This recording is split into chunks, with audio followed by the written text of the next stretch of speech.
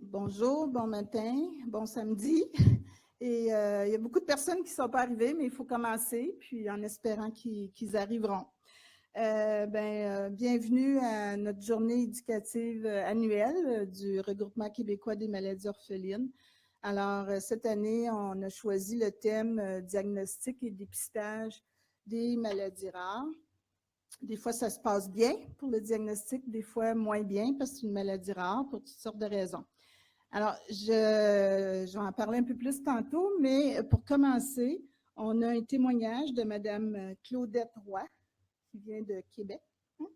Et puis, elle va faire un témoignage pour commencer, puis après ça, on commencera les présentations. Alors, je laisse la parole. Bonjour à tous et à toutes. Alors, Mme Ouellette m'a invitée aujourd'hui à vous partager mon vécu, l'histoire de mon errance diagnostique. Donc, je suis atteinte d'une maladie rare, une maladie génétique. C'est une maladie neurologique et ça s'appelle le syndrome de l'homme fort.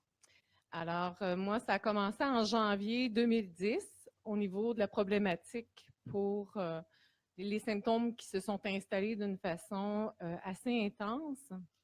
Et j'ai commencé à consulter là, dans les cliniques médicales, les hôpitaux, à ce moment-là, en janvier 2010. Au début, quand je rentrais, mettons, dans une consultation à l'urgence pour une douleur intense au mollet, on m'évaluait pour une phlébite. Après ça, les autres problèmes sont sortis. Le diagnostic de la sclérose en plaques a plané longtemps sur ma tête. Après 2 ans, il a été éliminé d'une façon certaine, mais même quand je rencontrais des professionnels, des fois, ça revenait, là, comme de quoi, c'est peut-être pas tout à fait éliminé, mais il n'y a rien qui paraissait au niveau là, de l'IRM et des éléments de diagnostic de sclérose en plaques. Alors, en janvier 2010, j'ai commencé là, les consultations dans les hôpitaux, les cliniques. Et quand on regarde aujourd'hui le relevé des consultations des professionnels que j'ai eues entre janvier 2010 et février 2017, c'est 125 professionnels que j'ai rencontrés. Donc, on parle toutes catégories confondues, au niveau clinique médicale, hôpitaux, les examens que j'ai pu avoir, IRM, des choses comme ça. Et malgré ces 125 consultations-là, alors vous doutez bien de ce que ça représente en temps, en déplacement, en investissement, autant pour mes proches que ce que ça demande comme coût pour le réseau de la santé. Donc, quand on regarde aussi les coûts qui ont été facturés, les réclamations qui ont été faites à la RAMQ pour ces consultations-là, c'est au-delà de 10 000 $. Et finalement, c'est en février 2017 que, après avoir vu 7 neurologues en 7 ans, que j'ai fini par voir un neurogénéticien qui, lui, connaissait la maladie. Et après une consultation, j'ai obtenu mon diagnostic. Et ça faisait 7 ans que je errais dans le système. Après avoir vu 2 médecins spécialistes en médecine interne, 7 neurologues, gastroentérologues, cardiologues, et j'en passe. Parce que les problématiques que j'ai ne permettaient pas de me rentrer dans la petite case de maladies communes de chacun des spécialistes. On reconnaissait que j'avais des problèmes, mais on n'était pas capable de rattacher ça à une cause là, qui relevait de chacun des spécialistes. Alors, on me disait, on ne nie pas, Mme Roy, vos problèmes neurologiques, on voit qu'ils sont là, on les reconnaît, mais on ne voit pas le profil. Alors, c'est ce qui a fait que, malgré 7 neurologues, je ne pouvais pas être diagnostiquée autrement que par la personne qui travaille dans la recherche auprès de cette maladie-là, parce que ce n'est pas une maladie qui est connue encore énormément. Si vous cherchez sur Internet de la documentation sur cette maladie-là, vous ne trouverez pas grand-chose actuellement. C'est une maladie qui est en caractérisation et la seule façon pour moi d'avoir pu obtenir le diagnostic, c'est qu'il fallait que je rencontre la bonne personne. Mais ça, c'est tout un défi pour nous, les patients qui avons des maladies orphelines, d'être en contact avec le bon spécialiste. Parce qu'on peut en voir beaucoup.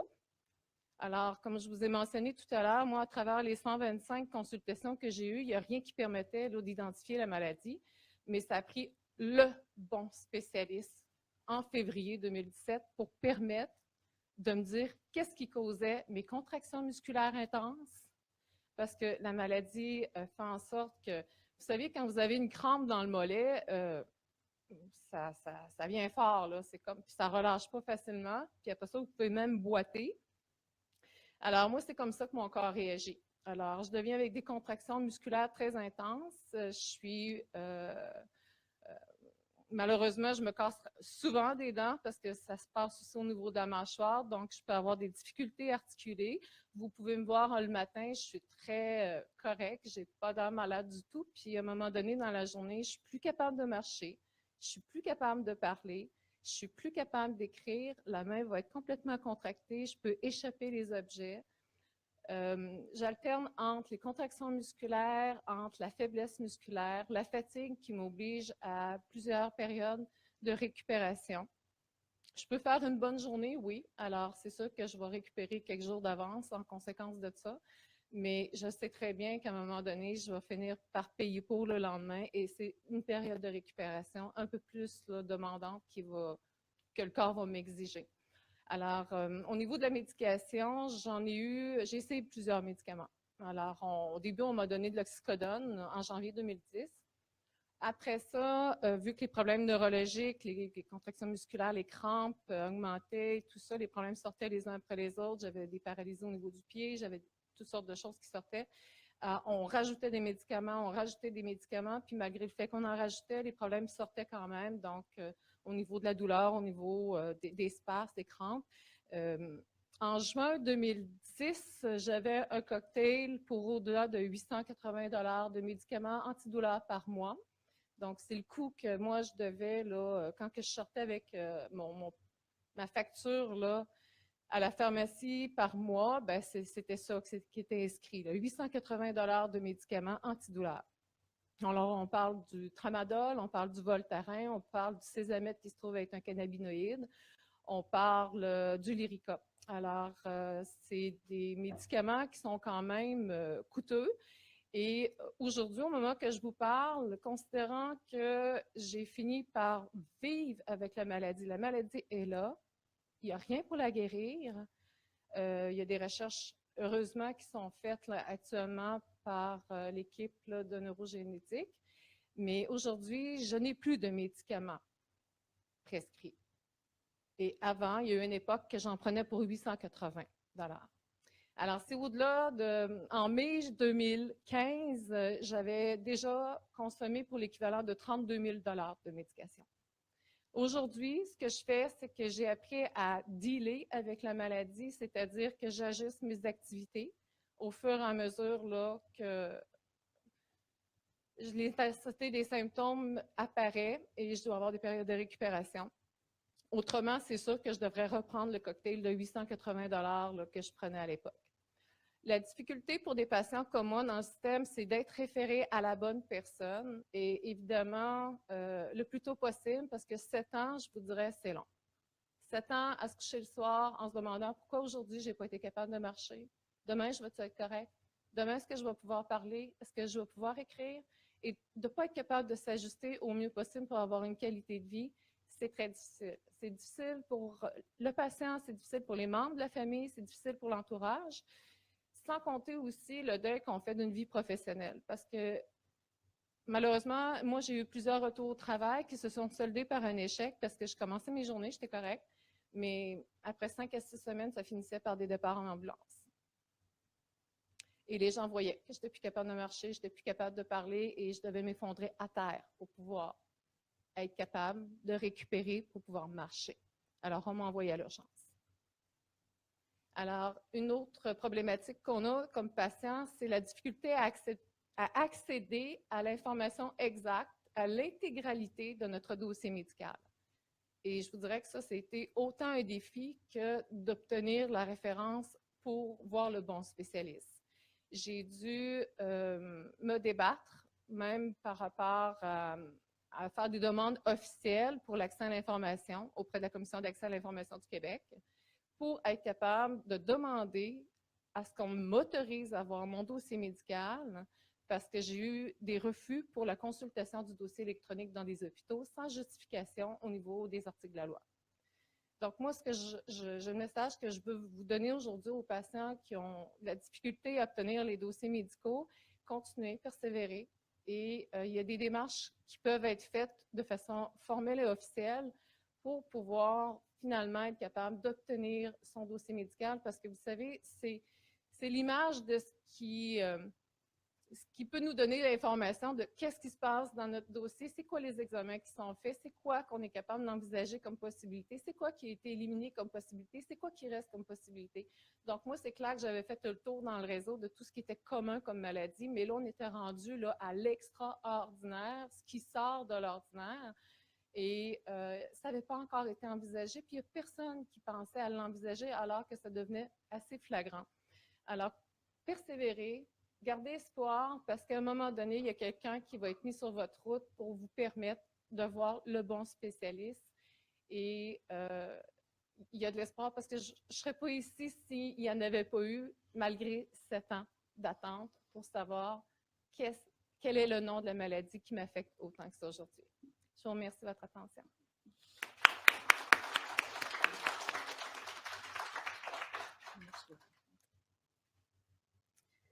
Merci beaucoup, Madame Roy. Je vais attendre ma présentation. Et puis, on change avec ça, c'est ça?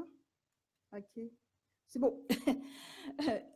Pour les personnes qui ne connaissent pas le Regroupement québécois des maladies orphelines, je vais juste brièvement présenter. Donc, on est un regroupement d'associations de maladies rares et de personnes atteintes de maladies rares qui n'ont pas d'association. Donc, une trentaine d'associations et de nombreuses personnes qui, comme je dis, la plupart des personnes avec des maladies rares n'ont pas d'association au Québec, en tout cas, même au Canada. Des fois, il y en a au niveau international.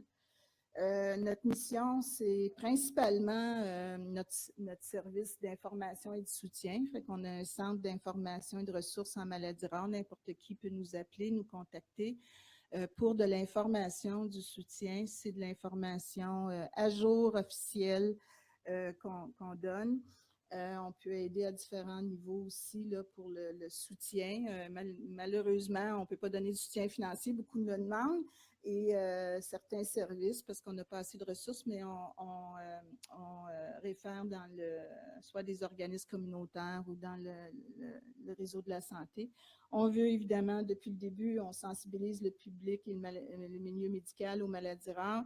Et on veut aider aussi, sans financer, là, mais aider la recherche en mettant en contact des personnes atteintes de maladies rares et des chercheurs. Vous avez vu notre mascotte peut-être là, dans le coin là, et son bébé qui est en avant. Pour ceux qui ne savent pas encore pourquoi le zèbre est le symbole ou la mascotte des maladies rares, c'est qu'il y a un médecin dans les années 40, Dr. Woodward, à Johns Hopkins aux États-Unis, qui disait à ses étudiants, lorsque vous entendez un bruit de sabot, pensez aux chevaux et non aux zèbres. Ce qu'il voulait, c'est que ses étudiants pensent d'abord à une maladie commune pour le diagnostic et qui ne pensent pas à tout le temps, parce que des fois, les étudiants sont en contact avec des maladies rares qu'ils trouvent bizarres, puis ça les excite beaucoup, puis après ça, ils en voient partout. Lui, il voulait qu'il pense d'abord aux choses communes, mais des fois, on s'est demandé si les zèbres étaient un peu délaissés là-dedans après. Comme l'histoire de Mme Roy, dans le fond, qui... les médecins sont allés au bout là, de ce qu'ils pouvaient faire, mais il faut se poser la question, qu'est-ce qu'on peut faire de plus? Comment on peut le faire? Donc, ça, c'est un sondage qu'on a fait dès notre fondation en 2010, là, auprès de presque 300 personnes, des parents d'enfants atteints de maladies rares, puis des adultes atteints. On a posé la question, donc, combien d'années se sont écoulées entre l'apparition des symptômes et le diagnostic par un médecin?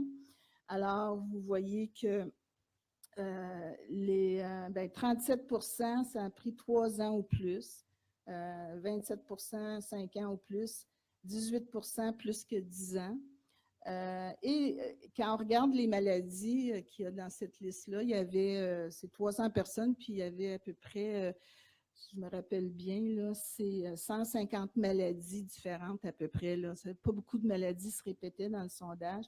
Il y avait des maladies quand même où, comme généticienne, conseillère en génétique, on est un peu étonné que le diagnostic pouvait être si long à faire. D'autres maladies, c'est comme les très, très rares, comme Mme Roy parlait, c'est peut-être dans notre système actuel, en tout cas au Québec et même ailleurs dans le monde, peut-être que ça peut prendre plus de temps. Puis aussi, on a aussi posé la question combien de médecins ont été consultés, puis 30% avaient consulté 5 médecins ou plus. Et évidemment, ça peut être une dizaine de médecins, etc. Fait que ça, on a voulu en fait faire ce sondage au Québec en 2010 pour savoir si c'est un peu comme ce qui se passait ailleurs dans le monde, parce que des sondages à grande échelle avaient été faits en Europe. Puis effectivement, c'est les mêmes données qu'ailleurs dans le monde. On appelle ça l'errance diagnostique. C'est les Français qui ont appelé ça comme ça. Donc, la longue période entre le début des symptômes puis la recherche de diagnostic. Mais on sait que les médecins, ils ne peuvent pas connaître 7000 maladies rares. Hein? Puis, ils ne peuvent pas tout apprendre ça. La façon peut-être que la médecine est enseignée aussi, là, en tout cas, c'est clair que de toute façon, là, on ne pourrait pas leur apprendre les 7000 maladies rares. Donc, c'est quoi le problème pour les délais de diagnostic? En tout cas, peut-être Dr Melançon, il va nous donner des indications, comment ça se fait. Mais c'est sûr que c'est pas, on ne peut pas mettre la faute toujours sur le médecin. C'est des maladies rares qui ne peuvent pas toutes connaître. Donc, c'est un peu normal que ça prenne plus de temps que diagnostiquer le diabète ou certains cancers. Donc, fait qu'il y a ce facteur-là. L'autre facteur, c'est il y a quand même, on estime que 50% des personnes, c'est des maladies là, qu'on ne peut peut-être pas diagnostiquer là, pour X raisons, dont des maladies qui ne sont pas caractérisées ou ne sont pas... mais nous, ce qui nous préoccupe, c'est plus l'attitude dans ce parcours-là. L'attitude. Puis beaucoup de patients sont devant des attitudes qui sont un peu déplorables ou quand on leur dit que c'est dans leur tête. Beaucoup ont on leur dit que c'est dans leur tête, c'est psychosomatique. Alors oui, il y a des maladies psychosomatiques, il y a des maladies psychiatriques, mais moi, je ne pense pas là, que ça peut être tant que ça dans la population. Et puis, on sait que c'est vraiment un qualificatif donné souvent aux personnes avec les maladies rares. Donc, en tout cas, il y a on pense, là, une attitude aussi à avoir. Puis en France, ils ont fait une sensibilisation. Là, eux, ils ont commencé en 2005 un plan national maladies rares. Et puis, la première chose, c'était de sensibiliser tout le milieu médical aux maladies rares. Puis, ils parlaient de ce qu'on appelle la pédagogie du doute. Donc, ce qu'ils enseignaient, ils ont commencé à enseigner aux médecins, bien, douter, là. Fait en fin de compte, c'est un peu ce que William Osler disait dans les années 1800, écoutez votre patient, il vous fera le diagnostic. Bon, mais comme je dis, ça ne se passe pas toujours comme ça, mais au moins être à l'écoute et voir ce qu'on peut faire après. Je vais juste donner un exemple récent. Ça, c'est un exemple extrême, là, mais le mois passé, il y a eu cette annonce, ce reportage à Radio-Canada anglais. Transpirer du sang, condition bizarre, laisse médecin perplexe. Et puis, c'est à partir d'un article qui a été publié dans le Canadian Medical Association Journal, donc le journal, l'Association médicale canadienne. Puis, là, ils ont baptisé ça le syndrome hématohydrose. Hydrose, transpiration, hémato, donc transpirer du sang. Et voilà la patiente. En fait, c'est une équipe en Grande-Bretagne qui ont publié ça dans notre... je ne sais pas s'il y avait un lien avec le Canada, mais ils ont publié dans le journal canadien. Alors, c'est une jeune femme là, qui a ça ici. Et puis, nous, on a eu quelqu'un qui a appelé notre centre, je ne sais pas, dans l'année qui vient de passer, avec quelque chose comme ça. Et comme toutes les autres maladies rares, on faisait nos recherches, puis on tombait sur des choses qui disaient que c'était de la folie, que ça partait du Moyen Âge, les icônes religieuses, des gens qui se faisaient saigner, et puis on ne savait pas trop quoi penser. Il n'y avait aucun article médical qui parlait de ça. Et donc, on a Miaille, qui est notre agent d'information. Quand j'ai envoyé la nouvelle, j'ai dit, ben contacte la personne, puis envoie-lui l'article, c'est ce qu'on fait. Là. Et puis, la personne a contacté cette dame, parce que c'est des... dans le reportage, on parlait, elle est en Ontario, une hématologue qui fait maintenant est une historienne médicale. Puis, elle s'est intéressée à justement ce qui était historiquement dit à propos de cette maladie-là. Puis, elle a publié un article dans le même numéro. Et puis, donc, la patiente qui nous avait contactés l'a contactée. Puis, elle a été contactée par d'autres personnes. Alors, ces personnes-là, pour la première fois, ça a été validé parce qu'ils se faisaient considérer comme des fous ou peut-être de simuler ça ou quelque chose par eux-mêmes. Et là, elle est en train puis là, je lui ai écrit, elle m'a écrit, puis on essaie en tout cas, elle essaie de, tu sais, une cohorte peut-être là pour pouvoir étudier. Ils ne trouvent pas l'explication encore. Pourquoi ils ne croyaient pas ces gens-là? C'est parce que tous les tests normaux qu'on peut faire en hématologie, ils revenaient normaux. Puis peut-être qu'il y en a qui doivent se reconnaître ici. Beaucoup de gens avec des maladies rares, ils passent des tests, des examens, et puis ça ne rentre pas dans les normes, là. Mais il y a quand même quelque chose. Puis, alors, c'est ce qui s'est passé avec ça. Alors, c'est des choses qui assez des hasards, puis on a eu d'autres comme ça dans l'histoire de notre centre, de choses comme ça. Bon, pour arriver à des solutions, c'est que ailleurs, comme je disais, en France, ça a été les premiers qui ont eu un plan national maladies rares. Alors, eux, ce qu'ils ont fait tout de suite, c'est sensibiliser le milieu médical par rapport à une maladie rare. Ils faisaient des campagnes de sensibilisation, mais ils ont aussi mis sur pied dans les premières années, là, sont rendus à 300 centres de référence par maladie ou catégorie de maladie. En faisant ces centres de référence spécialisés, évidemment que ça aide au diagnostic. Si un médecin dans une région soupçonne que son patient a quelque chose, je sais pas, au niveau des reins, mais il ne trouve pas c'est quoi, ben, il peut référer à un centre de référence où il y a des spécialistes. Donc, ça aide beaucoup à avoir des diagnostics plus rapidement.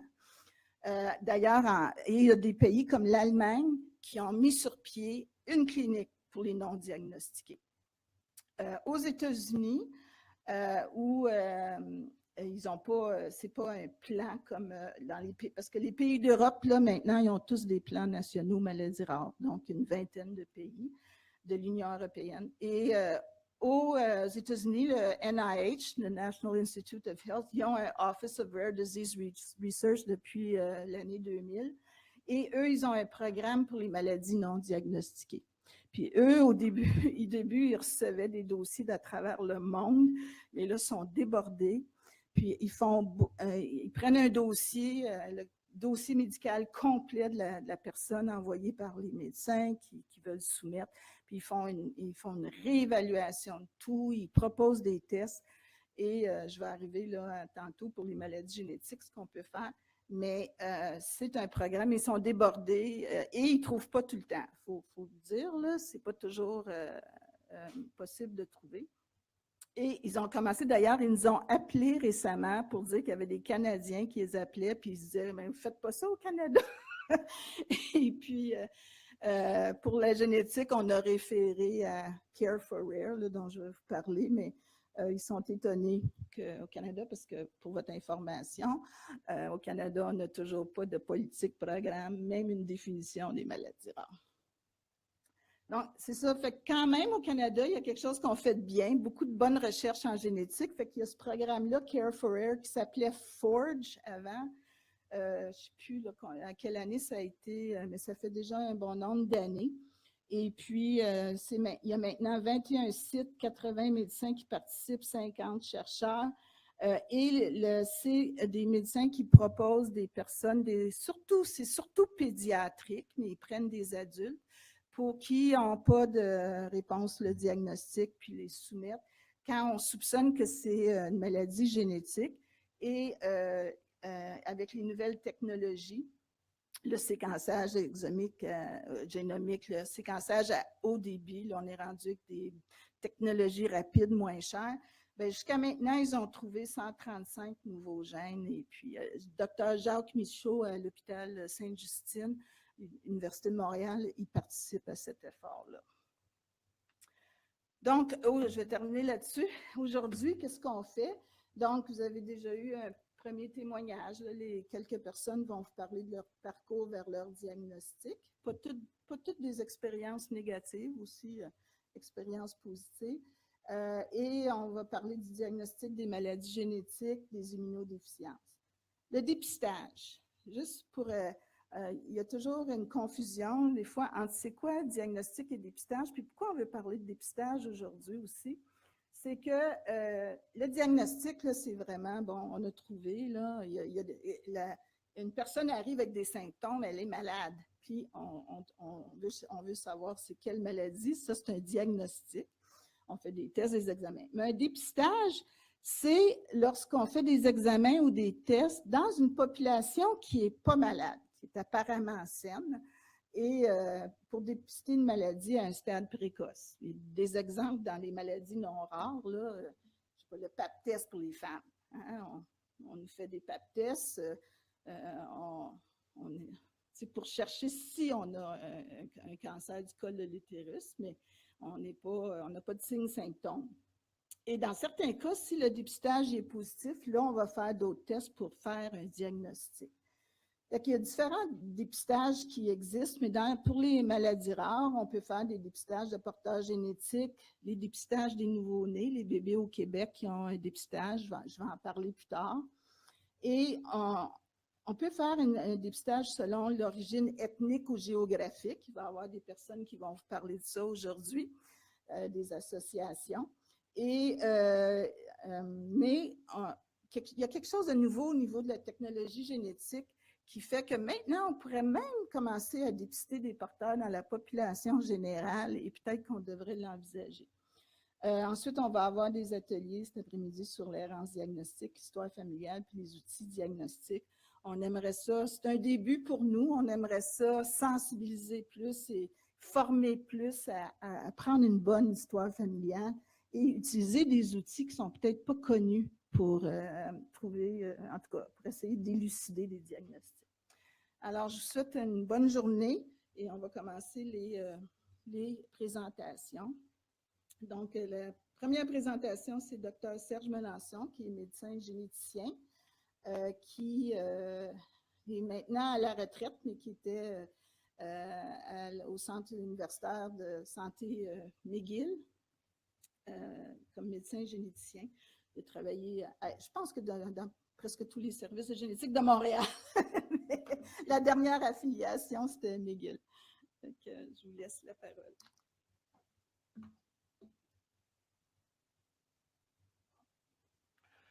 Merci, Gail, de m'avoir invité. C'est toujours un plaisir de rencontrer des gens rares. Et aujourd'hui, je vais essayer de vous donner une idée globale à peu près de ce que peut être l'approche au diagnostic et à la prise en charge des maladies rares.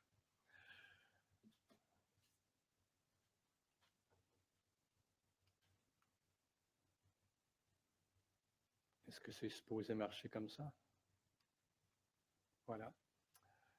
Alors, l'entête dit que personne n'est à l'abri de maladies génétiques rares. Elles sont nombreuses, il y en a partout. Et dans certaines populations, il y a plus de chances de les trouver que dans d'autres. dans certains pays et dans certaines descendances également. Alors, la fibrose kystique est plus fréquente en Europe, en Amérique du Nord qu'ailleurs dans le monde. C'est une des raisons pour laquelle on a avantage à faire du dépistage dans ces situations-là. L'anémie falciforme et la thalassémie, ce sont des maladies de l'hémoglobine.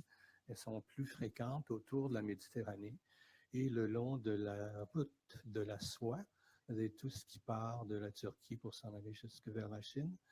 Et la raison, c'est que cette route-là a été utilisée pendant des siècles par des marchands et par des voyageurs. Et les gènes pour ces maladies étaient plus fréquents dans cette région. Alors, dans la population juive ashkénaze, donc les juifs d'origine européenne, on retrouve également une douzaine de maladies génétiques qui sont plus fréquentes. Et encore là, c'est dû à des effets fondateurs.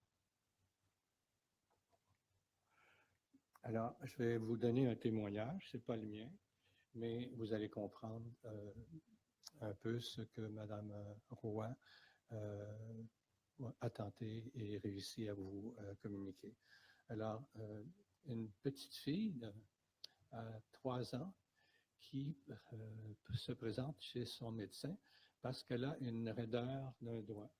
Alors, les parents trouvaient que ce n'était pas normal et le médecin l'a référé à un rhumatologue, donc un spécialiste pour les arthrites, qui a fait un diagnostic d'arthrite et qui l'a traité avec des stéroïdes pendant une courte période de temps.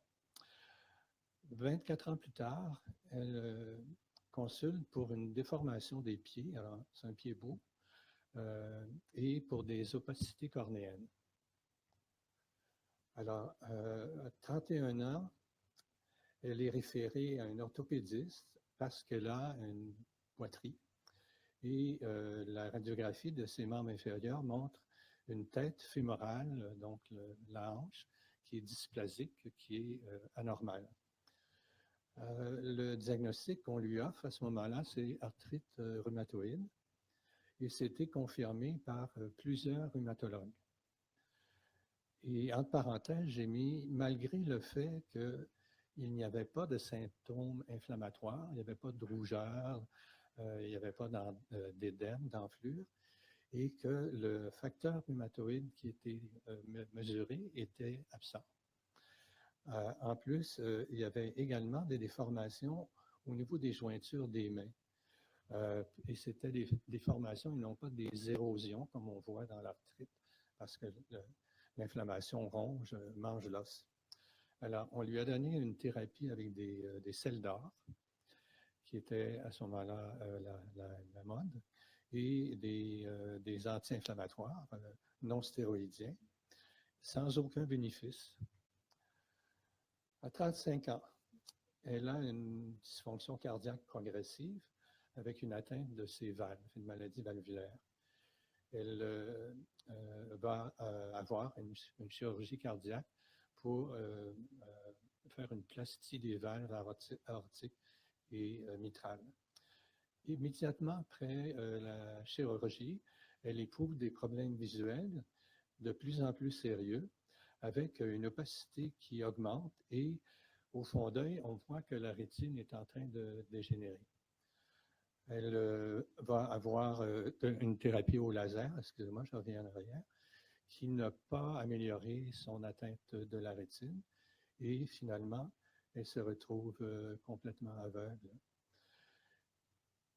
Pourtant, elle finit par voir un médecin, un neurologue qui est intéressé par les maladies rares et qui pense que cette patiente-là a une mucopolysaccharidose, une maladie de Hurler, qui était présente déjà à la naissance et qui n'a jamais été diagnostiquée.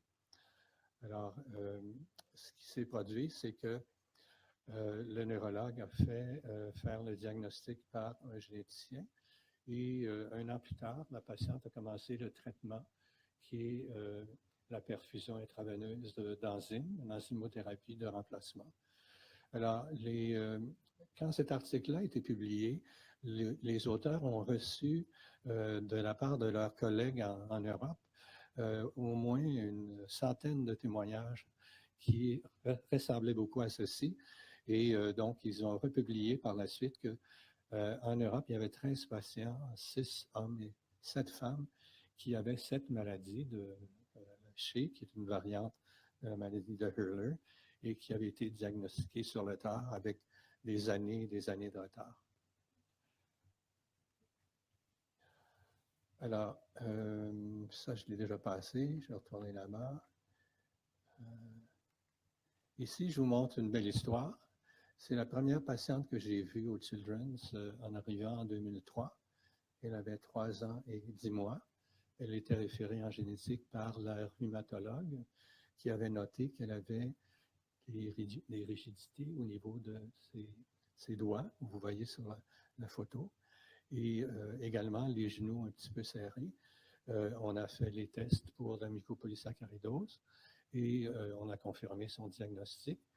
Et le mois suivant, le Canada approuvait la zymothérapie de remplacement pour cette maladie-là. Donc, elle a commencé les traitements sans délai immédiatement grâce à le diagnostic précoce. Voici une des dernières photos que j'ai d'elle à l'âge de 11 ans. Alors, dans notre population, on est au Canada 36 millions d'habitants, environ 8 millions au Québec, et les Autochtones, 75 000. La population au Québec vit le long du Saint-Laurent, 80 %, environ 35 % à Montréal et près de 50 % dans le Grand Montréal, soit 4 millions de la population, pour comparer à Toronto où on a 6 millions de personnes. Donc, la moitié du Québec vit dans la région de Montréal. C'est pas drôle, ça, mais pour ceux qui sont loin, parce qu'ils n'auront pas les mêmes services que dans les grandes régions métropolitaines. Environ 25 000 immigrants par an jusqu'à 2017. Cette année, c'est plutôt 51 000 qui sont arrivés au Québec. Et ça, c'est environ 10 % des nouveaux arrivants au Canada. 1 sur 10 viennent au Québec. Alors, je vous donne une idée à peu près de la complexité de notre situation. On observe dans des populations canadiennes françaises des maladies singulières, mais aussi dans d'autres, les Ménonites au Manitoba, en Ontario, les Autochtones, les Inuits, les Acadiens. Au Québec, certaines maladies sont plus fréquentes, par exemple au Saguenay-Lac-Saint-Jean, fibrose kystique, tyrosinémie et quelques autres. Maladie de Tay-Sachs, qui est plus fréquente chez les Juifs ashkénazes. Et également dans la région du Bas-Saint-Laurent, où on a un effet fondateur également. Alors, 80 % de ces maladies rares sont d'origine génétique. Ça veut dire qu'en date du 22 novembre, je n'ai pas pu faire le total aujourd'hui, il y a 6115 maladies, phénotypes, des présentations, si vous voulez, où on connaît des gènes qui sont associés à 63 % de ces maladies, 3846. Donc, il reste encore beaucoup de travail, puisqu'il y a environ 2500, 2600 maladies rares pour lesquelles on n'a pas encore d'explication. Alors, parmi ces maladies-là, celles qui se présentent avec un tableau, toujours le même, il y a 68 %. Ces maladies qui présentent 2 formes d'apparition différentes, 19 %, 3 formes différentes, 7 % et 4 modes d'apparition ou plus, 6 %. Alors, vous voyez que le travail des médecins qui font le diagnostic n'est pas facile. Bon. Alors, quand on regarde les phénotypes, le phénotype qui correspond à une seule maladie, c'est quand même 5000, c'est pas trop mal. Les maladies qui sont dues à une susceptibilité pour attraper des maladies, c'est quand même important, 698. Des maladies qui ont été décrites, mais qui n'en sont pas, finalement, 145. Et des maladies génétiques qui touchent, somatiques, qui touchent le corps uniquement au complet, 212. Donc, Madame Roy, vous seriez dans le 212, probablement. Alors, À travers le monde, il y a une prévalence élevée de certaines maladies rares, mais ici, chez les Canadiens français, c'est dû à l'histoire de la colonisation et au mouvement de population. Alors, réalisons que 6 des 8 millions d'individus qui vivent au Québec descendent d'ancêtres qui sont venus de la Nouvelle-France au 17e et au 18e siècle. Alors, on a donc beaucoup de gènes en commun. Ces personnes-là ont apporté leur bagage génétique. Il y en a plusieurs qui sont restés, environ 25%. Les autres sont retournés dans leur pays. Et les gènes français se sont multipliés dans la population. Pas uniquement ceux-là, quand même. Il y a également des gènes anglais, irlandais, les autochtones à travers le pays. Alors,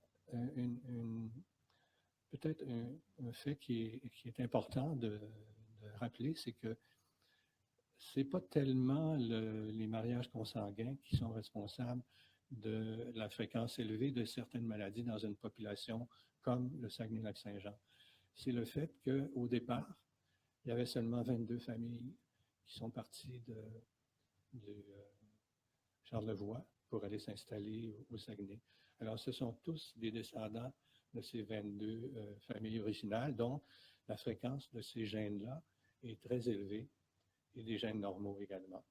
Mais marier son cousin, tout ce que ça fait, finalement, ça apporte des gènes identiques chez les enfants, mais comme 99% des gènes sont normaux, le risque n'est pas tellement très grand sur le plan mathématique. Alors, certaines maladies qui sont présentes ici sont à peu près pas connues ailleurs dans le monde. Et certaines maladies ailleurs dans le monde sont à peu près inexistantes ici au Canada ou au Québec. Alors, en France, on a beaucoup d'une maladie qui s'appelle marotolamie, qui est une forme de mucopolysaccharidose. Et ici, au Canada, on en a 2. Alors, ce n'est pas très fréquent. Certaines régions, comme je le mentionnais tout à l'heure, sont plus à risque pour des maladies rares et génétiques. Et d'ailleurs, pour certaines de ces maladies-là, on a un très petit nombre de familles. Je vais faire juste un bref arrêt pour dire, il y a en 2003, quand j'ai commencé à McGill, j'ai eu une consultation pour une petite fille qui était la cousine d'un de mes patients à Sainte-Justine avec une ataxie, donc un problème d'équilibre, qui était dû à un déficit en vitamine E. Et à Sainte-Justine, c'était le seul patient connu au Canada avec cette maladie-là. Or, sa cousine est amenée par ses parents parce qu'elle a un drôle de phénotype et on ne réussit pas à trouver ce que c'est. Je n'ai pas réussi à trouver ce que c'est, mais j'ai réussi à trouver un centre au Texas où on se spécialisait dans ce type de maladie, qui est une sclérose de la peau avec une rigidité au niveau des articulations. C'est comme si vous portiez une combinaison plongée toute la journée, alors ça limite les mouvements. Alors, dans ce centre, le professeur Garg, qui se spécialise dans les dysplasies cutanées, avait 5 autres patients qui présentaient la même symptomatologie, une qui était d'origine italienne, un qui était d'origine britannique, un qui était d'origine australienne et un qui venait d'Honolulu. Alors, on a réussi avec le support des parents, de la famille, des amis, à envoyer notre jeune fille là-bas pour une investigation à Dallas pendant une semaine avec la grand-mère qui parlait l'anglais, heureusement, parce que tout le monde en Gaspésie ne parle pas anglais. Et après l'investigation, on a trouvé que tous ces gens-là, ces 6 personnes, avaient la même maladie et un séquençage de l'exome, donc des gènes, a permis de trouver que tous portaient la même mutation, même s'ils étaient originaires de différents pays au monde. Alors, ça nous laisse un petit peu d'espoir pour les maladies très rares parce qu'on a maintenant des outils pour faire les investigations. Alors, le problème qu'on a, c'est que les maladies orphelines, comme n'ont pas tendance à être adoptés par les chercheurs parce qu'il n'y a pas assez de patients pour permettre de faire une recherche systématique et de trouver des résultats rapidement. Donc, ça, c'est un des problèmes. J'ai mis le signe de pièce au bout parce que de travailler avec une maladie qui est fréquente, ça permet d'avoir beaucoup de fonds et de pouvoir amener du monde, des équipements et avancer rapidement. Alors, les maladies qui sont très rares vont demeurer inconnues ou mal connues des professionnels de la santé parce que, comme le disait Gail, ce n'est pas les maladies rares qu'on apprend à l'université, c'est les maladies courantes. Et ce n'est pas les maladies rares qu'on voit dans nos bureaux, c'est les maladies courantes. Mais ce n'est pas une raison pour ne pas faire un effort. Alors, les rares, ils passent souvent entre les mailles du système parce qu'ils ne sont pas réguliers. Alors, c'est comme ça. Et ils exigent que les médecins et les autres professionnels sortent des sentiers battus pour répondre aux besoins. Pour sortir des sentiers battus, il faut prendre du temps. Or, la majorité des médecins n'ont pas de temps. N'ont pas le temps. Et si vous écoutez le Dr Barrett à la télévision quand il parle, c'est pas encourageant, hein, parce qu'il veut les faire travailler encore plus longtemps et à plus d'endroits, ce qui ne va pas nous aider avec les maladies rares. Ressources humaines et financières sont désastreuses. Alors, ce que je vais faire maintenant, c'est de parler un tout petit peu de diagnostic et d'information. Je ne parlerai pas tellement de la prise en charge médicale, sociale, des traitements et de la prévention, parce que ça fait le sujet de nos discussions aujourd'hui. Alors, moi, je voulais vous rappeler ça. Gail l'a déjà fait. Le médecin doit d'abord penser au diagnostic le plus probable. Malheureusement, pour les maladies rares, on est souvent confronté à un zèbre. Et j'ai trouvé qu'il y avait même un zèbre en Afrique du Sud qui est extinct maintenant, qui s'appelait le quagga. Bon, alors, le médecin et praticien verra peut-être un seul cas de maladie rare dans toute sa vie. Il n'aura pas d'outils et d'aide au diagnostic et ça va prendre des années avant que ce diagnostic soit posé. Et les personnes, comme l'a dit Mme Roy, vont passer d'un spécialiste à l'autre sans obtenir de réponse définitive. Et souvent, aucun diagnostic va être trouvé et ça va prendre la vie complète avant d'arriver à une cause de décès. Ici au Québec, on est chanceux, on a des centres de référence sur mesure. Alors, dans chacun des centres hospitaliers universitaires, McGill, à Sherbrooke, à Québec, Saguenay, il y a également à Trois-Rivières, il y a maintenant un généticien.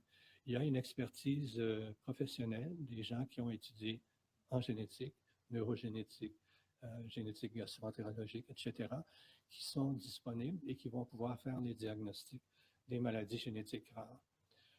Pour le faire, il faut que les médecins les réfèrent. Il faut que le médecin de famille ou le spécialiste qui est au départ fait l'investigation réfère directement au centre de génétique. Et tous les tests diagnostiques, incluant toutes les techniques d'analyse fonctionnelle du génome, sont disponibles. Alors, le génome humain, vous savez, c'est 99,9% identique pour tout le monde, tous. On a au moins ça, nous, ensemble. Et les variantes, les variations, c'est dans 0,1% du reste. Alors, on peut séquencer soit le 0,1%, on peut séquencer tout le 100%. Et ces techniques-là, Care4Rare, sont disponibles pour les patients avec des maladies rares. Pour les médecins, on a des outils également. Si le médecin se donne la peine le soir, entre deux périodes de hockey, à prendre son ordinateur et à rentrer les symptômes de sa patiente rare sur un ou l'autre de ses sites web. Alors, Phénomisère, c'est Charité, donc c'est en Allemagne, et ça utilise les données de Orphanet, qui est situé en France. Orphanisère, c'est l'outil de diagnostic d'Orphanet, et on peut aller là-dessus et rentrer les symptômes et obtenir une liste de maladies. Et à chaque liste de maladies correspond un résumé un court résumé, et on peut même trouver les options de l'investigation et les options de traitement. Ça, c'est fait directement sur ordinateur. Disease Discovery, c'est américain, et c'est pairé également avec les bases de données américaines. Vous avez les sites là. Et finalement, le premier qui a commencé il y a une dizaine d'années, c'est Find Zebra, trouver le zèbre, et qui, comme je l'écris là, c'est un de mes favoris. Dans les techniques, vous avez peut-être déjà entendu ces noms. C'est les techniques d'investigation du génome, les analyses fonctionnelles. Alors, on a l'analyse des chromosomes. Alors ça, ce sont des karyotypes en utilisant des bandes pour pouvoir avoir une meilleure idée des parties qui manquent ou qui se sont rajoutées. On a le FISH qui, c'est une hybridation. Donc, on colle de l'ADN normal sur votre ADN pour voir si il y a une correspondance, s'il y a un manque ou une addition. Ça permet de détecter des plus petits changements dans la quantité d'ADN qui est présente chez l'individu. Il y a les RACGH, alors qui est une forme d'hybridation génomique beaucoup plus spécifique. Le séquençage, la méthode traditionnelle décrite par Sanger, où on coupe l'ADN morceau par morceau et on identifie s'il manque ou s'il y a des remplacements ou qu'il y a des ajouts. Et finalement, les New Generation Sequencing pour faire du séquençage de masse et qui permet d'aller beaucoup plus rapidement. Quand on travaillait, André Richter et moi, sur la taxie de Friedreich, avec Massimo Pandolfo dans les années, début des années 80, ça nous a pris au total 7 ans pour trouver la mutation responsable de la taxie de Friedreich. Aujourd'hui, vous pouvez faire ça en 48 heures. Alors, vous voyez, la technologie fait toute la différence. Alors, l'information. Lorsque on essaie de trouver des informations sur l'histoire naturelle et les causes des maladies rares, on n'en a généralement pas. Donc, il est extrêmement difficile de donner des conseils aux gens qui ont, comme par exemple, ma petite fille qui était là au Texas, elle avait à ce moment-là 10 ans. Qu'est-ce qui va lui arriver à l'âge de 20 ans? Ben, heureusement, l'Italienne qui était là était rendue à 32 ans. Donc, on a pu dire à cette famille, il y a quand même un bon pronostic, elle pourra même avoir des enfants plus tard. Mais si les personnes atteintes sont tous très jeunes, ça va être difficile de donner une idée du pronostic à long terme. En plus, ici au Québec, comme il y a beaucoup de gens qui ne sont pas parfaitement bilingues, la difficulté supplémentaire, c'est d'aller faire rechercher des documents en anglais. Alors, on a fait, un de mes collègues qui est ORL, Samuel, on a fait il y a 4 ans, avec l'aide de Shire, un projet qui s'appelle Réveiller votre 6e sens pour les maladies rares, dans lequel on a préparé des histoires de cas pour des maladies très rares chez l'enfant. Et on a, par le biais de la Société canadienne de pédiatrie, offert cet exercice-là aux pédiatres ou aux médecins qui travaillent en pédiatrie, les chirurgiens pédiatriques, ORL pédiatriques, etc.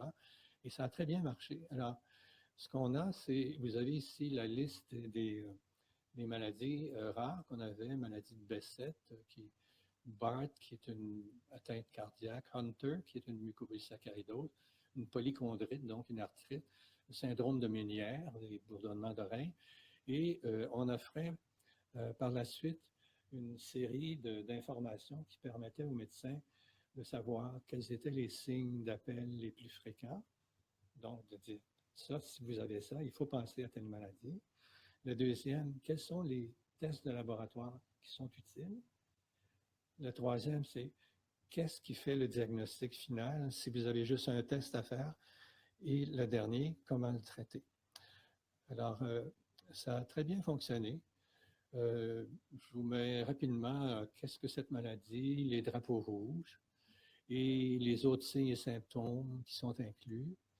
Quels examens je dois faire? Est-ce que c'est traitable? Oui. Et c'est quoi le traitement? Alors, la prise en charge médicale, c'est que contrairement aux maladies communes, il n'existe pas toujours des protocoles standards qui permettent de donner des instructions précises aux médecins pour prendre charge et donner le traitement. Le suivi également doit avoir un certain protocole. Et si vous avez un nombre restreint de patients avec cette maladie-là, il est difficile d'établir des règles et de les faire suivre par tout le monde. Mais c'est faisable et en général, on encourage les personnes qui vont mettre en évidence, comme le Care for Rare, qui trouve des maladies nouvelles, d'essayer de faire l'effort de donner l'information pour qu'elle soit accessible par Internet pour l'ensemble des communs des mortels, les médecins un peu partout à travers le monde et les patients qui cherchent quelque chose. Alors, j'ai dans ma clientèle beaucoup de familles qui sont venues me voir en génétique et qui avaient leur diagnostic, en googlant les symptômes de leur fils ou de leur fille, alors que les médecins refusaient de les envoyer en consultation. Alors, je reviens juste ici là-dessus, je m'excuse. Voilà, je reviens là-dessus. Vu la rareté de la maladie, le spécialiste d'une maladie donnée peut n'être qu'à l'étranger, peut-être à l'extérieur. Il ne faut pas se gêner pour aller chercher ailleurs. Alors, depuis les 25 dernières années, il y a eu un petit peu plus que 350 médicaments qui sont appelés des médicaments orphelins qui ont été approuvés et mis sur le marché pour le traitement des maladies rares. Ce n'est pas beaucoup, hein? C'est à peu près 10% de la quantité de médicaments qui sont disponibles. Mais c'est déjà bien qu'il y en ait, parce qu'autrefois, il n'y en avait pas. Pourquoi il n'y en a pas? Parce que ça coûte cher de trouver des médicaments qui vont par la suite être distribués dans une petite population très rare. Et ça va coûter cher aussi pour le payer. Alors, 41% des nouveaux médicaments qui ont été approuvés l'année dernière aux États-Unis, c'était pour des maladies rares. Vous voyez, il y a beaucoup de progrès là-dedans. Et en janvier, Food and Drug a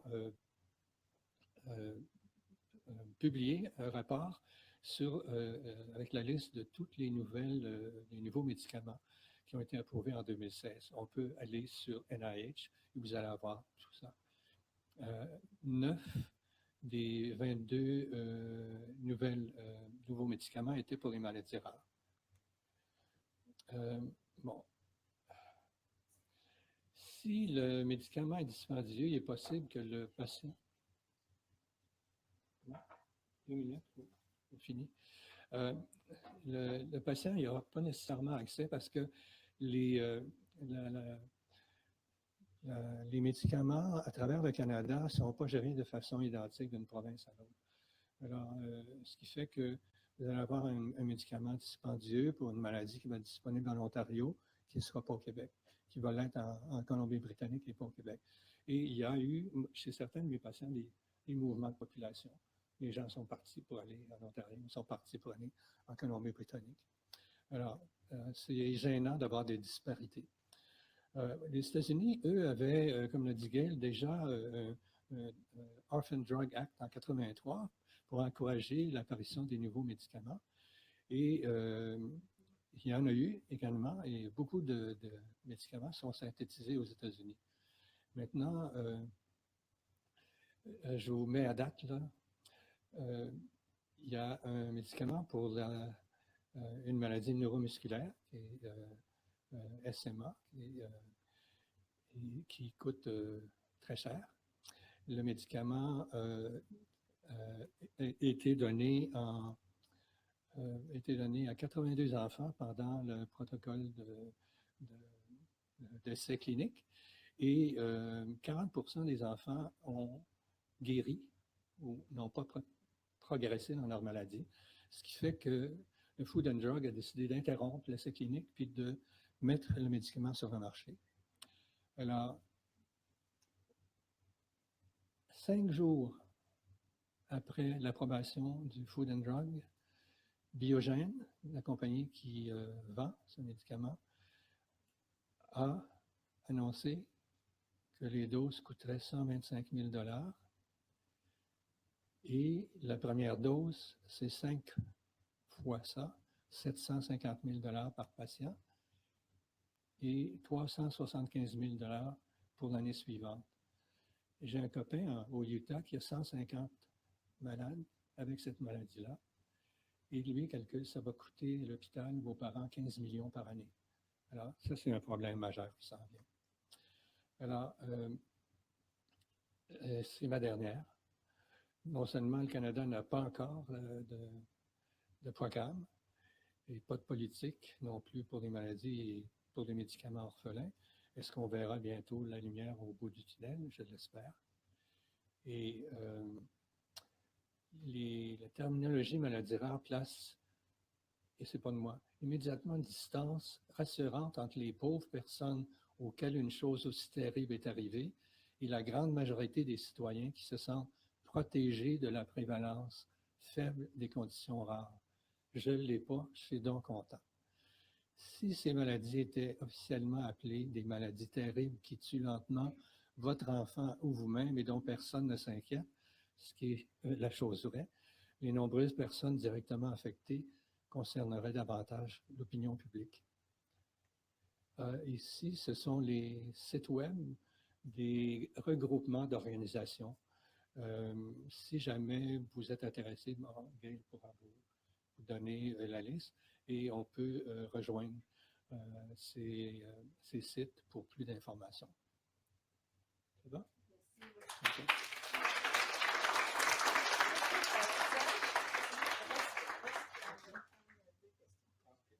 Le regroupement dans ta liste.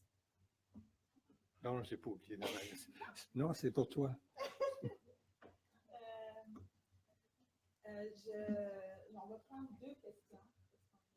Le thème d'aujourd'hui, le diagnostic, Dr. Melançon parle de traitement, c'est quelque chose, on a eu beaucoup de conférences, d'activités à ce sujet-là, c'est un gros problème, on travaille toujours là-dessus avec le gouvernement. Mais aujourd'hui, c'est plus pour le diagnostic. Vous avez l'opportunité d'avoir un médecin. Je pense qu'il y a beaucoup décrit c'est quoi les obstacles pour les médecins aussi, puis du fait que les maladies sont rares. Mais si vous avez une question.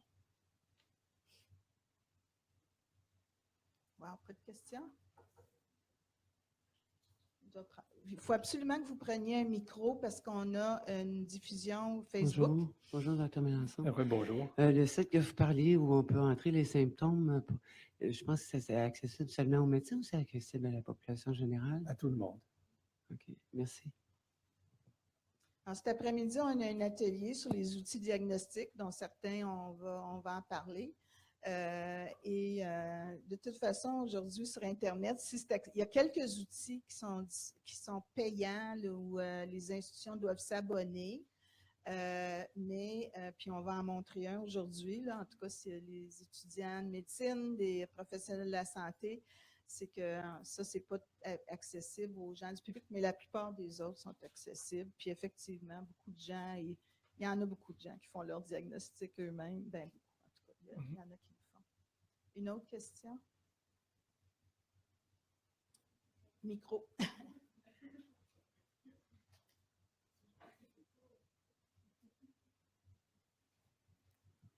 En fait, je voulais juste savoir si vous pouviez remettre la dernière diapositive avec toutes les références, juste pour comme pouvoir la prendre en photo ou quoi que ce soit. Vous voulez la prendre en photo? Écoutez, on peut rendre ça accessible. Écrivez-nous, puis on va rendre ça accessible.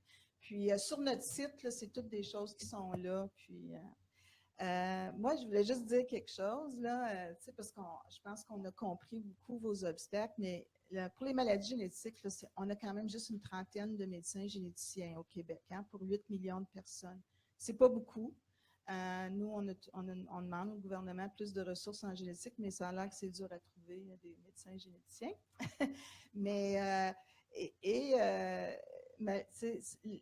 ce qu'on pense, c'est l'organisation aussi. Là, on pense qu'on devrait aussi avoir certains centres experts, certains endroits organisés où des gens sans diagnostic partagés, où les médecins peuvent partager. Je sais que le temps manque et les ressources manquent, mais on sait là, que certaines maladies, il faut attendre l'évolution, qui sont difficiles à diagnostiquer, mais c'est le fait qu'on n'a pas de ces services-là hein, qui manquent. Oui, en fait, il n'y a pas beaucoup de généticiens, mais heureusement, il y a des conseillers, des conseillères en génétique qui font le travail équivalent. Bien, ils ne font pas le diagnostic, par exemple. Ben, ils ne peuvent pas faire le diagnostic, mais en fait, ils le font pour nous et nous, on le confirme. Et il faut dire que dans les centres qui sont équipés comme ça, les centres hospitaliers universitaires, il y a déjà des contacts étroits avec les autres spécialistes. Alors, il y a un certain nombre de spécialistes qui sont intéressés et qui font partie des équipes de diagnostic et de prise en charge, des neurologues, des dermatologues, des néphrologues. Alors, on a vraiment des personnes ressources qui sont intéressées aux maladies rares et qui sont regroupées. Mais il n'y a aucun des centres qui a une appellation centre de maladies rares. Ce n'est pas essentiel, en autant que ça fonctionne comme un centre de maladies rares, mais c'est sûr que ça rendrait les choses plus faciles. Parce qu'il y aurait un budget probablement qui serait dédié à ce genre d'activité. On va arrêter là, je suis désolée. Maintenant, on pige partout, on pige dans nos poches. Peut-être plus tard. Merci. Bon, alors, oui, je pense que je ne m'étais même pas présentée. Hein. Je suis Gaëlle Ouellette, je suis présidente directrice générale du Regroupement québécois des maladies orphelines, puis je suis généticienne PhD et conseillère en génétique aussi. Fait que oui, on peut aider au diagnostic, mais on ne peut pas le faire nous-mêmes. Là, je vais, juste pour vous indiquer aussi, puis dire bonjour aux gens sur Facebook. C'est la première fois qu'on fait une web diffusion sur Facebook. Donc, bonjour s'il y a des gens qui nous écoutent. Et puis, c'est pour ça qu'il faut parler dans les micros au lutrin quand on présente et puis qu'il faut poser ces questions dans un micro pour que les gens chez eux nous entendent. La prochaine conférencière, c'est Mme Geneviève Solomon, qui est directrice de l'Association des patients immunodéficients du Québec. Des immunodéficiences, il y en a des centaines de cette catégorie de maladies. Très difficile donc à faire des diagnostics différentiels. Mais il y a quand même 10 signes à reconnaître là, pour pouvoir au moins identifier que c'est une immunodéficience. Et puis, l'association essaie beaucoup de sensibiliser les médecins au Québec par rapport à ces 10 signes-là pour que ces enfants ou adultes soient diagnostiqués plus tôt.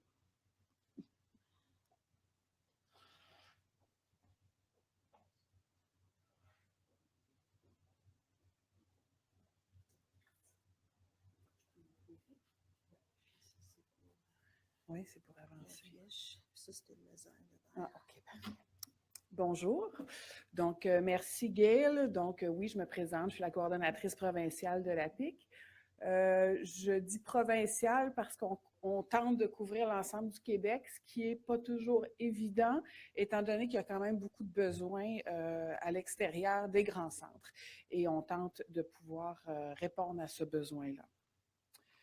Donc, qu'est-ce qu'un déficit immunitaire? On va faire un petit tour rapidement. Donc, c'est une pathologie qui est une insuffisance ou un mauvais fonctionnement du système immunitaire, ce qui fait que les gens ont une susceptibilité aux infections qui est plus grande. Il y a deux sortes d'immunodéficiences. Il y a les primaires et le secondaire. Les secondaires sont sont facilement diagnostiqués parce que c'est souvent dû à la prise d'une médication, à un cancer. Donc, les hémato-oncologues ont le réflexe de diagnostiquer à la suite du traitement. Par contre, pour les immunodéficiences primaires, qui ne sont pas dues à un traitement, mais vraiment, c'est une condition initiale. Là, par exemple, on a une problématique au niveau du diagnostic. L'immunodéficience primaire, des fois, on se fait dire, est-ce que c'est une maladie pédiatrique? Est-ce que c'est seulement les enfants? Non. La plupart vont se déclarer à l'enfance, mais certaines immunodéficiences vont être au 2e, à la 3e décennie, même à la 4e décennie de vie. J'aurais tendance à dire que c'est comme si la durée de vie du système immunitaire était plus courte que la durée de vie de la personne. C'est un peu comme ça qu'on peut le visualiser, quoique ce ne soit pas vraiment ça, mais en fait, c'est comme ça qu'on peut l'expliquer, faire une image simple. Notre président a eu son diagnostic à l'âge de 42 ans. Bon, il a été malade avant, mais il y a certaines personnes qui, à l'âge d'une trentaine d'années, ont eu une petite susceptibilité aux infections, mais ça devient de plus en plus récurrent. Les infections deviennent de plus en plus récurrentes et on diagnostique vers 30-35 ans. Si on regroupe les déficits immunitaires, mais d'abord, les déficits immunitaires, moi, quand j'ai commencé à travailler à la PIC, à l'association, il y a près de 3 ans, on disait qu'il y en avait à peu près 180. On est rendu à pas loin de 300. Donc, sorte de déficit immunitaire. Donc, vous imaginez, et peut-être qu'on est rendu à même plus que ça, ça sort vraiment, là, dès qu'il y a des tests génétiques de poussée, puis on trouve des nouvelles sortes d'immunodéficiences. Je ne m'avancerai pas là-dessus, n'étant pas une scientifique et une spécialiste, mais je veux que vous soyez au courant. On peut dépister un déficit immunitaire, mais de savoir quel déficit immunitaire, ça, c'est autre chose. Ça, il faut aller faire des tests génétiques, il faut pousser plus loin. Par contre, pour nous, à la base, c'est d'identifier qu'il y a un déficit immunitaire. Déjà là, on a une partie du travail de fait et ce travail-là n'est pas fait partout présentement. Et c'est pour ça que c'est important et qu'on met nos 10 signes cliniques de l'avant. Notre population est de 8 400 en 2017. Si on dit que la prévalence est entre 1200 et 2000 sur 1200 ou 2000, on calcule qu'il y aurait entre 4200 et 5000 immunodéficients au Québec présentement, puis on en a à peu près 1000 diagnostiqués. Donc, il y a de l'errance diagnostique, beaucoup.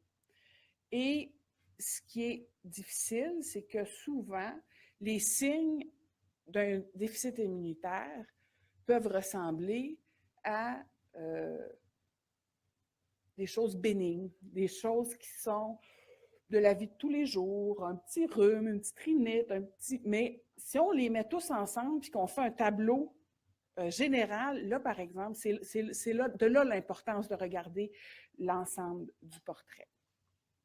Donc, on a fait cette affiche-là. J'espère que je vous souhaite de la voir le plus possible. Si vous en voulez, j'en ai à l'arrière. Donc, je vais vous présenter les 10 signes cliniques. On appelle ça chez nous la chasse au diagnostic, pas parce qu'on veut l'attraper, mais parce qu'on veut les faire connaître. On veut les faire connaître.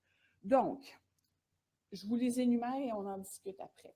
Plus de 2 sinusites par année, plus de 2 pneumonies par année, 2 infections sévères ayant nécessité une hospitalisation, 2 mois de traitement aux antibiotiques par année avec peu d'effet, la nécessité d'un traitement aux antibiotiques par voie intraveineuse, une infection persistante par champignon dans la bouche ou sur la peau, abcès profond et récurrent, plus de 4 otites par année, ralentissement de la croissance chez l'enfant. Chez l'adulte, par contre, ça va se traduire par des diarrhées chroniques, une perte de poids, difficulté de digestion, antécédents familiaux d'un déficit immunitaire primaire, évidemment. Je vous en ai nommé 10, mais pour diagnostiquer un déficit immunitaire, il ne faut pas avoir les 10. Là. À partir de 2 à 3 signes, il faut sonner la cloche. Écoutez, le déficit immunitaire se diagnostique par une simple prise de sang. Le bilan sanguin régulier de base ne le fait pas, par contre. Il faut seulement mesurer les IgG et IgA, ça coûte quelques dollars. Ce n'est pas un diagnostic invasif, ce n'est pas un diagnostic compliqué à faire. Par contre, il n'est pas fait dans la majorité des cas. Et souvent, ce que je dis là, c'est peut-être un peu gros, mais j'appelle le déficit immunitaire un diagnostic poubelle. C'est-à-dire qu'on va penser à toutes les autres maladies, puis si on répond, le diagnostic est négatif et pas là, là, on va penser au déficit immunitaire à la fin, alors que le déficit immunitaire, si on calcule qu'il y en a c'est 1 sur 2000 ou 1 sur 1200, probablement qu'on éliminerait puis qu'on sauverait des coûts énormément si on allait tout de suite doser les IgG et les IgA. Donc, voilà. Donc, c'est pour ça que pour nous, c'est très, très, très important que ces 10 signes-là soient mis en valeur. Pas parce que c'est si agréable de les avoir. Par contre, à partir du moment où on a un diagnostic, on a une qualité de vie meilleure. Ce petit diagnostic-là qui coûte quelques dollars permet aux patients qui ont maintenant une maladie chronique, oui, mais traitable. À partir de ce moment-là, on peut injecter aux patients, que ce soit par voie intraveineuse ou sous-cutanée, des immunoglobulines, des anticorps, et puis ça rehausse son système immunitaire, et puis la vie reprend son cours. Imaginez le patient qui se promène de clinique médicale en spécialiste en urgence avec une otite, une pneumonie, une rhinite, un petit abcès, un petit champignon. Mais il faut vraiment voir l'ensemble du patient et de l'ensemble de toutes ces petites infections-là pour être capable de diagnostiquer un déficit immunitaire. De là, l'importance d'avoir accès à un système de santé, d'avoir accès à un médecin qui peut avoir un portrait global de toutes ces infections-là. Pour nous, l'importance de montrer ces 10 signes-là, que ce soit, on fait présentement beaucoup d'efforts au niveau des ORL, parce que vous avez vu qu'il y a déjà quelques signes dans la liste qui se réfèrent ou qui peuvent être traités par des ORL. Souvent, un médecin de famille va référer à un ORL lorsqu'il y a des infections à répétition. On est allé au congrès des ORL. Cette année, les ORL nous ont regardés, puis on a vu dans leur visage tout de suite, « Oh mon Dieu, j'en ai donc bien échappé. » C'est simple, c'est pas si compliqué à diagnostiquer, on ne comprend pas que le diagnostic ne se fasse pas plus rapidement. Il y a une petite lumière au bout du tunnel au niveau de la pédiatrie. À l'hôpital général, à Sainte-Justine, au CHUL, à Québec. Il y a des immunologues en place et qui parlent de l'immunodéficience. On a Dr Haddad, Dr Rizda, qui sont là et qui publicisent un peu l'immunodéficience. J'aime pas ça parce qu'on ne veut pas en faire la publicité nécessairement, mais c'est important. La course au diagnostic est importante. Les gens, les infirmières et les professionnels de la santé, parfois, apprennent justement les maladies courantes et les maladies qui ne sont pas rares. Et ce qui en découle, c'est que les gens qui ont des maladies rares ne peuvent pas avoir un diagnostic. Nous sommes allés au congrès des infirmiers et infirmières à l'OIQ en début de semaine.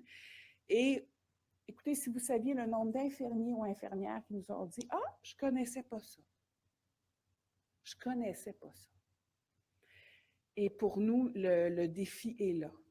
On a une infirmière qui nous a regardés, puis la face y a tombé, elle est devenue blanche comme un drap. Elle dit, mon Dieu, elle dit, je viens de trouver ce que mon fils a. Il a 23 ans, ça fait 23 ans qu'il est malade 3 semaines sur 4. C'est une infirmière et qui a parlé du diagnostic, qui a parlé des pathologies de son fils, qui a parlé des infections de son fils là, à d'autres médecins. Il n'a toujours pas de diagnostic. Ça fait 23 ans qu'il erre dans le système médical.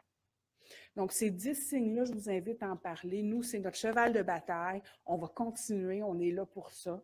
Et c'est important pour nous. Écoutez, ma vie est meilleure parce que j'ai mon diagnostic et j'ai mon quotidien. Mon quotidien revient.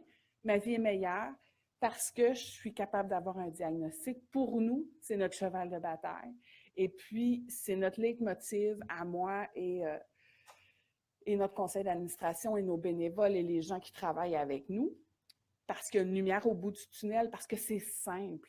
Et c'est pour ça, on ne comprend pas que la simplicité soit si difficile à diagnostiquer. Donc voilà, c'était les 10 signes cliniques d'alerte d'un déficit immunitaire.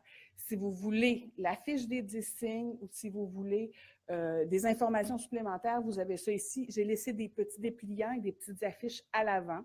Donc, gênez-vous pas et puis appelez-nous, envoyez-nous un petit courriel, des questions. On a un comité scientifique qui travaille avec nous Et si vous avez des questions auxquelles nous ne sommes pas habilités à répondre, moi et Valérie, Valérie qui est adjointe à la coordination, vous allez l'entendre tout à l'heure. On va référer à notre comité professionnel ou à notre comité scientifique afin de vous donner la réponse la plus précise possible. Et mon Dieu, si vous pouvez diffuser ces 10 signes-là, on vous en remerciera jamais assez. Merci beaucoup. Merci Geneviève. Alors, si 2 questions pour Geneviève. Ouais. C'est bon, ça veut dire que c'était clair. Les 10 signes étaient clairs, tant mieux.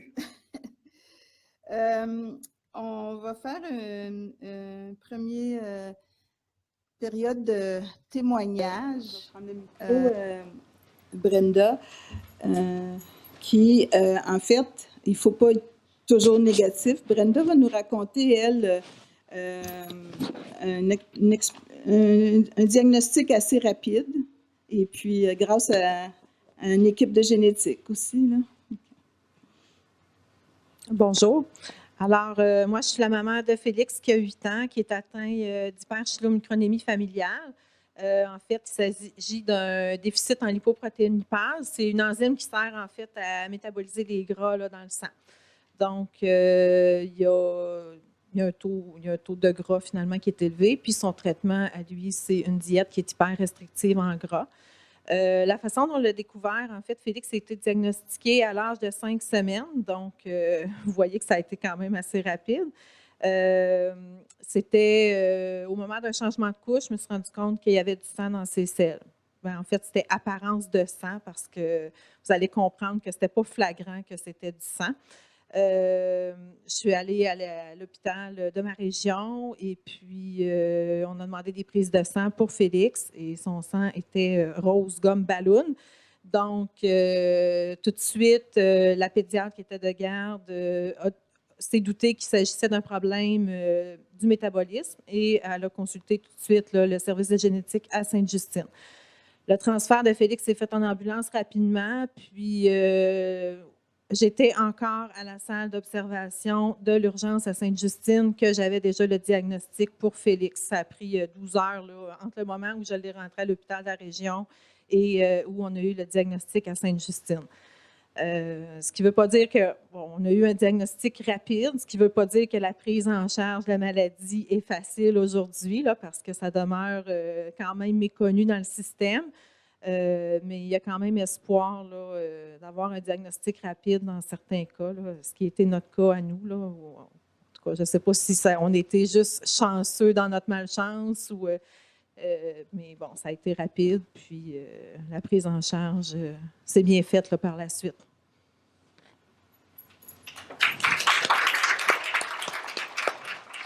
Merci, Brenda.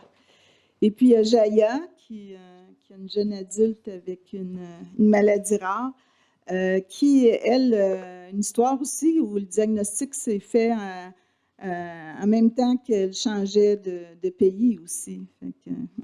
Oui, bonjour tout le monde. Comme vous dites, je m'appelle Jaya et je suis originaire d'une toute petite île qui s'appelle l'île Maurice. Je suis arrivée ici il y a 10 ans, un peu plus de 10 ans. Je ne connaissais même pas l'existence des maladies rares du tout. Et je suis arrivée avec mon mari et mes 3 enfants, donc 2 adolescents et la dernière qui avait 5 ans. On ne s'en doutait pas qu'on allait recevoir le gros lot parce qu'elle est atteinte d'une maladie rare génétique et évolutive qui s'appelle le syndrome de Morquio 4A. Donc, quand on est arrivé ici, elle avait 5 ans. Et ça a pris 3 ans avant qu'on reçoive le diagnostic parce que j'avais vraiment aucune idée c'était quoi. Elle dansait à l'époque, elle était pleine de vie, mais elle avait quand même cette maladie, elle atteint toute la squelettique de son colonne vertébrale, tous les organes excepté le cerveau. Donc, ça vient rapidement après, mais à 5 ans, elle avait juste des symptômes comme elle avait des problèmes de hanches, elle dandinait. Mais on est venu dans un grand pays, on pensait que tout était possible. Et pouf, après 3 ans, errer d'hôpitaux en hôpitaux, on a atterri à Sainte-Justine pour nous faire dire qu'elle a une maladie rare, le syndrome de Morquio 4A, et il n'y a aucun traitement, et il n'y a pas de guérison. Pouf. Imaginez, on était venu avec un rêve pour réaliser, pour avoir une vie meilleure. Et là, elle apprend à 8 ans, parce que 5 ans, 3 ans après, elle apprend qu'elle est atteinte de quelque chose qui va dégénérer rapidement, elle aimait danser. Juste l'année avant, elle avait participé à dans son école, une compétition pour l'annuel, une compétition de danse. Donc, imaginez de se faire dire qu'elle ne pourrait plus danser, qu'elle va aller être en chaise roulante. Et ça, c'était le catastrophe totale. On venait d'acheter une maison. On n'avait pas prévu, il y avait des escaliers dans la maison. Donc, on pensait que c'était quelque chose qui allait rapidement être guéri dans un grand pays. Mais par la suite, ça a pris vraiment beaucoup de combats. J'ai quitté mon travail. J'ai été voir sur Internet parce qu'on ne nous a même pas recommandé la YQMO. J'ai été voir par mois pour savoir c'était quoi cette maladie. Et finalement, on a, par chance, il y avait un médecin, le docteur Tomatsu, qui venait donner une conférence à Montréal. À cette époque, je ne savais même pas voyager. Il donnait ça à Laval. J'ai pris l'autobus, mon mari il me dit « T'es folle, il n'y a aucun espoir. Donc, qu'est-ce que tu vas faire ?» Je dis « Moi, je ne baisse pas les bras. Il n'y a pas d'espoir, mais je vais voir qu'est-ce qu'il y a. Il y a toujours quelque chose. » Et là, c'est là que j'ai rencontré Gail. Et là, j'ai rencontré d'autres familles. Et je croyais que j'étais seule au monde. Mais non, il y avait éventuellement... je ne savais pas pourquoi j'avais choisi le Québec. Au fait, je n'avais pas choisi le Québec pour venir. J'avais choisi Toronto. Parce qu'on fait toutes nos études en anglais. Je ne sais pas comment j'ai atterri au Québec. C'est la main de Dieu, moi je pense. Parce que j'étais venue voir une amie et je suis restée là. Je suis tombée en amour au Québec. Je suis repartie à Toronto, mais je n'ai pas aimé. Donc, et finalement, c'est parce que nous, on est bilingue chez nous, mais la langue officielle est l'anglais. Donc, finalement, c'est ça. On a eu le diagnostic et là, je me suis attachée peu à peu avec Gail. Gail m'a beaucoup aidée, que ce soit au niveau de la motivation, parce que moi, je n'ai pas perdu espoir, mais toute la famille s'est éclatée à un certain moment. Mais là, on est tous regroupés de nouveau. Ma fille a récemment, après, on a trouvé un traitement, pas un traitement qui ne guérit pas, mais qui arrête la maladie. Maintenant, ma fille a 19 ans. Elle est rentrée au cégep. Elle était dans une classe d'adaptation. Elle se bat pour ses études à tel point qu'elle ne veut pas que je mette sa photo parce qu'elle a son combat. Ça, c'est ton combat. Moi, mon combat, c'est mes études. Là, elle a été enregistrée technique juridique, mais elle voyage 2 heures de temps en autobus transport adapté pour aller au collège à Annecy. Et là, elle pense revenir à la Rive-Sud. Moi, j'habite à la Rive-Sud. Mais elle se bat. Elle est sortie première pour Force à venir. Elle a eu une médaille d'or pour être l'élève la plus persévérante. Donc, il ne faut pas perdre espoir. Ce que moi, je dis, je me bats, elle se bat. Mais on a trouvé un traitement, mais pas de guérison encore. Merci beaucoup.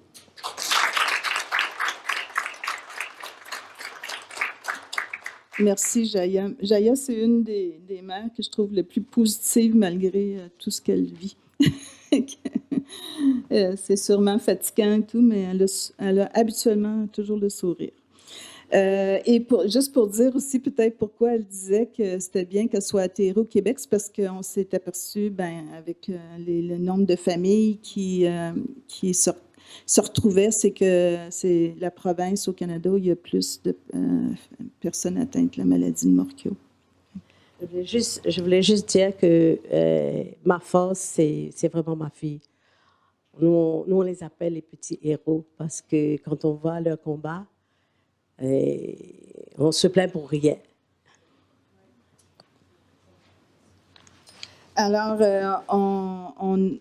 finalement, c'est pas pire notre retard. On est un peu en retard pour la pause, mais je voulais quand même laisser, si les personnes veulent poser des questions.